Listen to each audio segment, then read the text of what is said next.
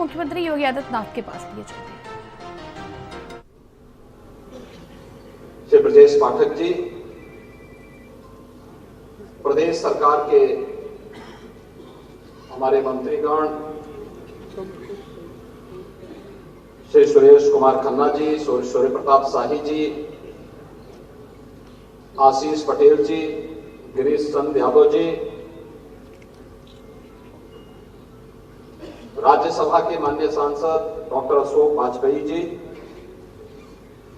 महापौर श्रीमती सुषमा करकवाल जी, प्रदेश सरकार के पूर्व उप मुख्यमंत्री और विधान परिषद के माननीय सदस्य डॉक्टर दिनेश शर्मा जी, पूर्व मंत्री डॉक्टर महेंद्र सिंह जी, सभी माननीय विधायक और विधान परिषद के सदस्यगण,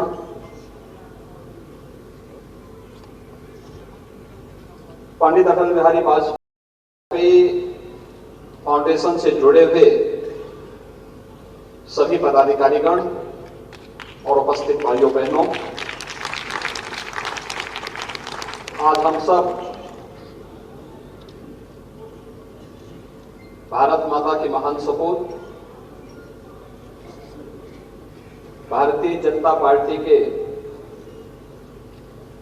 संस्थापक अध्यक्ष के रूप में, जिनका एक लंबे समय तक मार्गदर्शन लखनऊ को, प्रदेश को और देश को प्राप्त हुआ, ऐसे अपने सदैव नेता अटल जी की 5वीं पुण्यतिथि पर उनकी स्मृतियों को नमन करने के लिए आज यहां पर एकत्र हुए हैं। मैं इस अवसर पर प्रदेश शासन की ओर से और उत्तर प्रदेश वासियों की ओर से सदैव अटल जी की स्मृतियों को नमन करते हुए विनम्र श्रद्धांजलि अर्पित करता हूं।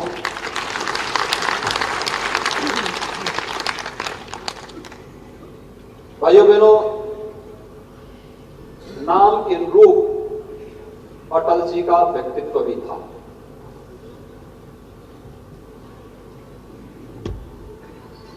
और अगर कहें तो उनका व्यक्तित्व बहुमुखी था। वे एक पत्रकार भी थे, एक साहित्यकार भी थे।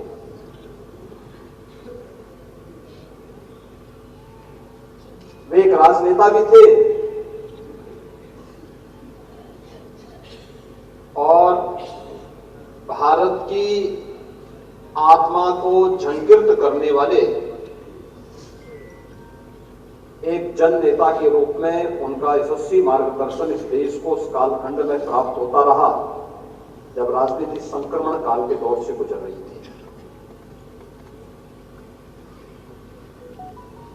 विपरीत परिस्थितियों में देश को एकजुट होकर के कोई भी नेतृत्व हो,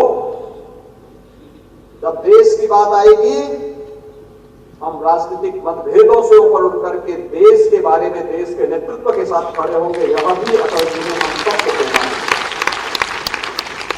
और नहीं जानता 1971 में जब भारत पाकिस्तान युद्ध के समय भारत की एकता की बात सामने आई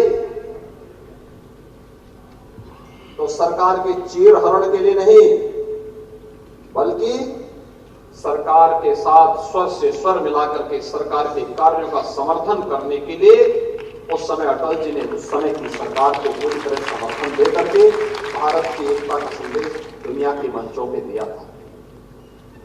कौन नहीं जानता है, जब से कांग्रेस ने देश के लोकतंत्र का गला घोटने का प्रयास किया तो सदैव अटल जी ने उस समय लोकतंत्र को बचाने के लिए भारतीय जनसंघ को विसर्जन करने और लोकतंत्र को बचाने का सर्वोपरि मान रखा, क्योंकि एक आम नागरिक की आवाज को लोकतंत्र के माध्यम से ही दुनिया के सबसे बड़े मंच तक पहुंचाया जा सकता है। इस आवाज को मजबूती प्रदान की अटल जी ने। एक राजनेता के रूप में विदेश मंत्री के रूप में संयुक्त राष्ट्र संघ में राजभाषा को वहां पर प्रमुखता के साथ अपने भाषण का हिस्सा बनाओ, यह भी पहली बार भारत ने देखा। और भारत के अनुरूप भारत के विकास की कार्य योजना कैसे बननी चाहिए, प्रधानमंत्री ग्रामीण सड़क योजना का कार्य रहा हो, राष्ट्रीय राजमार्गों के स्वर्णिम चतुर्भुज योजनाओं का कार्य रहा हो, भारत के अंदर हर हाथ में मोबाइल फोन अगर आज पहुंचा है तो भाइयों बहनों इसका श्रेय अटल बिहारी वाजपेयी जी को जाता है। मोबाइल क्रांति की जनक भारत के अंदर हुई है, ये रिफॉर्म किसी ने किया, अटल जी ने किया था। याद करिए, अटल जी के आने के पहले लैंडलाइन टेलीफोन भी सिफारिश पे मिल पाता था और बड़ा मुश्किल था। एक दूर की कौड़ी थी mobile landline phone, mobile phone की बात तो बहुत दूर थी। मोबाइल फोन जब आया था, एक कॉल की कीमत 16 रुपए थी उस समय, 16 रुपए। सामान्य व्यक्ति उसको कर ही नहीं सकता। आज ही अगर 16 रुपया हो जाए तो बहुत सारे लोग अपना मोबाइल फोन बंद करके वापस रख देंगे। लेकिन 1999 में जब ये मोबाइल फोन आया था, एक कॉल यानी इनकमिंग और आउटगोइंग दोनों के 16-16 रुपए दाम थे।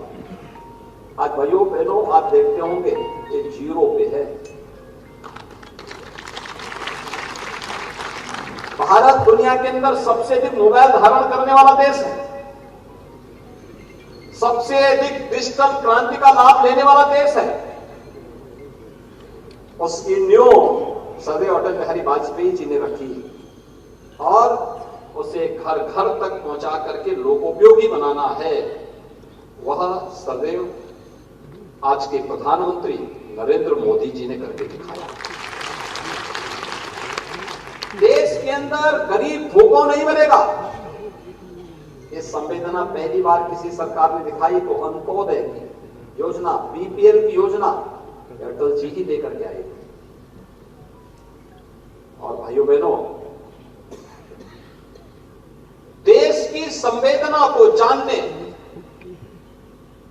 उस प्रकार की रचना को समसामयिक मुद्दों के साथ जोड़ने के लिए हिंदू तन मन हिंदू जीवन रग रग मेरा, ये पंक्तियां भी लिखने का साहस भारत का कोई राजनेता कर सकता था तो अटल बिहारी वाजपेयी जैसा राजनेता ही कर सकता था। हार नहीं मानूंगा, हार नहीं मानूंगा, ये पंक्तियां भी कोई विपरीत परिस्थितियों में अपने कार्यकर्ताओं को झंकित करते हुए आगे बढ़ने, चुनौतियों का सामना करने के लिए प्रेरित करती है। और सबसे बड़ी बात ये थी, सब कुछ प्रतिभाओं से भरपूर है, लेकिन उससे भी महत्वपूर्ण अटल जी एक संवेदनशील इंसान के रूप में जाने जाते हैं। हर दल का व्यक्ति उन्हें रूप में सम्मान देता है। उनके प्रति किसी के मन में कितनी भी कड़वाहट क्यों न रही हो, लेकिन अटल जी ने कभी अपनी कड़वाहट को सार्वजनिक नहीं किया। शिव की तरह उस जहर को घूंट पीते रहे और नीलकंठ बन करके वो देश के राजनीतिक आकाश में जगमगाते रहे। और यही परिणाम है कि आज सदैव अटल जी हमारे बीच में नहीं, कि उनकी 5वीं पुण्यतिथि, लेकिन उनकी स्मृतियां हम सबके जीवन में बनी हुई एक नई प्रेरणा देती है। नए राजनेताओं को संवेदनशील बनने, जन आकांक्षाओं की पूर्ति करने के लिए पूरे परिश्रम के साथ कार्य करने के लिए और मूल्य और सिद्धांतों से अटल रह करके उसे प्राप्त करने की एक नई दृढ़ इच्छा शक्ति भी सदैव अटल जी का व्यक्तित्व हम सबको प्रदान करता है। और भाइयों बहनों, आज यही कारण है अटल जी के इन्हीं भावों को आगे बढ़ाने के लिए सरकार ने, ये हमारा सौभाग्य है कि हमारी सरकार को श्रेय जाता है कि अटल जी की पहली मूर्ति उत्तर प्रदेश में मुख्यमंत्री कार्यालय के पास हमारी सरकार ने लगाया। सरकार ने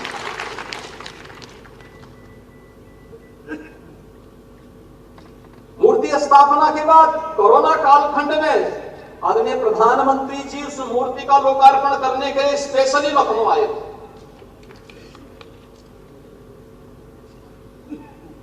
लखनऊ में प्रदेश का बन रहा मेडिकल यूनिवर्सिटी, जिससे प्रदेश भर के सभी विश्वविद्यालय संबद्ध है, वह सदैव अटल बिहारी वाजपेयी जी के नाम पर समर्पित है। अटल बिहारी वाजपेयी मेडिकल यूनिवर्सिटी इसी लखनऊ में स्थापित हो रहा है। और यही नहीं, पहली बार एक नया शिक्षा के क्षेत्र में, और वह भी किन बच्चों के लिए, श्रमिकों के बच्चों के लिए और अनाथ बच्चों के लिए, अटल आवासीय विद्यालय। 18 अटल आवासीय विद्यालय इसी सत्र में ये डबल इंजन की सरकार आदरणीय प्रधानमंत्री जी की प्रेरणा से आगे बढ़ा रही है। यानी ये एक नई प्रेरणा है जो आज मूर्त रूप लेता हुआ आगे बढ़ रहा है। भाइयों बहनों, मृत्यु एक शाश्वत सत्य है, लेकिन पुनर्जन्म भी भारतीय मान्यता के अनुसार उसी प्रकार के सत्य को हम सबके सामने उद्घाटन करता है। आत्मा की अजरता और अमरता किसी से छुपा हुआ नहीं। आज अगर लोकोपयोगी इतने कार्य हो रहे हैं, हर गरीब को फ्री में राशन की सुविधा का लाभ उपलब्ध करवाने का कार्य हो, गरीब के पास आवास की सुविधा देने का कार्य हो, हर घर में शौचालय देने का कार्य हो, हर घर में रसोई गैस का सिलेंडर देने का कार्य हो, ये जाति के नाम पर दुकान चलाने वाले लोग समाज को बांट करके अपनी राजनीतिक रोटियां सेकने वाले लोगों से पूछा जाना चाहिए, आज जिस गरीब को मकान मिल रहा है, क्या उसकी कोई जाति नहीं थी क्या? जिस गरीब को शौचालय मिल रहा है, क्या उसकी कोई जाति नहीं थी क्या? जिस गरीब को सुरक्षा मिल रही है, क्या उसकी जाति नहीं थी क्या? जिन 10 करोड़ लोगों को प्रदेश में और 50 करोड़ लोगों को भारत के अंदर आयुष्मान भारत में 5 लाख रुपए की स्वास्थ्य बीमा का कवर मिल रहा है, क्या उसकी कोई जाति नहीं थी क्या? ये चीजें दिखाती हैं कि जो सपना और जो सिद्धांत पंडित दीनदयाल उपाध्याय जी ने दिया था, जो सपना कश्मीर के बारे में डॉक्टर श्यामा प्रसाद मुखर्जी ने देखा था, जिन कार्यों की नींव सदैव अटल जी ने अपने कार्यकाल के दौरान स्थापित किया था, उस पर एक सुदृढ़ भारत के निर्माण का कार्य आज भारत के यशस्वी प्रधानमंत्री नरेंद्र मोदी जी के नेतृत्व में हम सब देख रहे हैं। एक नए भारत का दर्शन कर रहे हैं, और यही है अपने पूर्वजों के प्रति कृतज्ञता ज्ञापित करने का सबसे बड़ा माध्यम। शब्दों से नहीं बल्कि व्यावहारिक जीवन में भी हम इसको करके रहेंगे, और यही तो किया है भारतीय जनता पार्टी के कार्यकर्ताओं ने, जो करोड़ों की संख्या में आज भी अटल जी के मूल्यों और सिद्धांतों के साथ जुड़ करके अपने सर्वे नेता को केवल भावों से नहीं बल्कि अपनी भंगिमाओं के माध्यम से भी पूरे देश के अंदर लोकोपयोगी जन कल्याणकारी योजनाओं के माध्यम से, अनेक उन रचनात्मक कार्यक्रमों के माध्यम से लगातार उनके प्रति कृतज्ञता ज्ञापित कर रहा है। और यही दर्शन हम सबको देश के अंदर, प्रदेश के अंदर, लखनऊ के अंदर प्राप्त हो रहा है। ये लखनऊ वासियों का, प्रदेश वासियों का सौभाग्य है कि सदैव अटल जी 1957 में बलरामपुर लोकसभा सीट से पहली बार सांसद बने थे, उत्तर प्रदेश के अंदर। आज बलरामपुर में अटल जी के नाम पर हम लोग एक इसी केजीएमयू का सैटेलाइट सेंटर को मेडिकल कॉलेज के रूप में स्थापित कर रहे हैं, उसी बलरामपुर जिले में। और लखनऊ को तो ये सौभाग्य प्राप्त है कि 5-5 बार लखनऊ से अटल जी ने नेतृत्व देकर के देश की संसद का प्रतिनिधित्व किया। अटल और लखनऊ एक दूसरे के पूरक बन गए। यही होता है अपने नेता के प्रति समर्पण का भाव। आज के इस अवसर पर मैं लखनऊ वासियों की ओर से, प्रदेश वासियों की ओर से सदैव अटल जी के श्री चरणों में नमन करते हुए विनम्र श्रद्धांजलि अर्पित करता हूं और श्री ब्रजेश पाठक जी और उनकी पूरी टीम को हृदय से धन्यवाद देता हूं कि हर वर्ष सदैव अटल जी की स्मृतियों को इस कार्यक्रम के माध्यम से, उनकी रचनाओं की काव्यांजलि के माध्यम से एक नई ऊंचाइयां उनके माध्यम से लेकर के कृतज्ञता ज्ञापित की जाती है। एक अभिनंदनीय प्रयास है। मैं उनको और उनकी पूरी टीम को हृदय से धन्यवाद देते हुए आप सबके प्रति अपनी शुभकामनाएं देता हूं। धन्यवाद। जय हिंद।